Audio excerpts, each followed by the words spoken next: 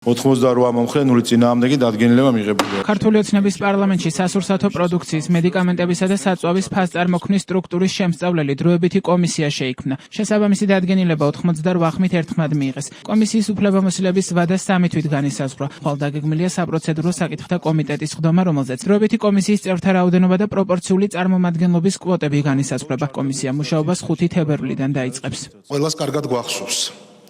ცოტა ხნის წინ ის ძალიან მნიშვნელოვანი ინიციატივა და განცხადება ბატონი პრემიერ-მინისტრის, ბატონი ირაკლი კობახიძის, ძალიან დროული, ძალიან მნიშვნელოვანი ჩვენი საზოგადოებისთვის, თითოეული მოქალაქისთვის, რაც ეხება ფასებს. როგორც სამხარდლო პროდუქციაზე, ასევე საწვავზე, ასევე მედიკამენტებზე, ციც კარგად გვახსოვს შემდეგ საწვავის და მედიკამენტების კომპონენტის შემოსვლა, როგორც კი ამ პროცესში, როგორც კი დაიწყო მუშაობა სამთავრობო კომისიამ. ჩვენ გახსოვთ ამ ინიციატივას მყისიერად გამოვეხმაურეთ ჩვენ საკანონმდებლო ორგანო და გამოთქვით მზაობა, რომ შეიქმნას საგამოძიებო კომისია, რის დადგენილებას ახლა წარმოვადგინე რამდენიმე წამის წინ.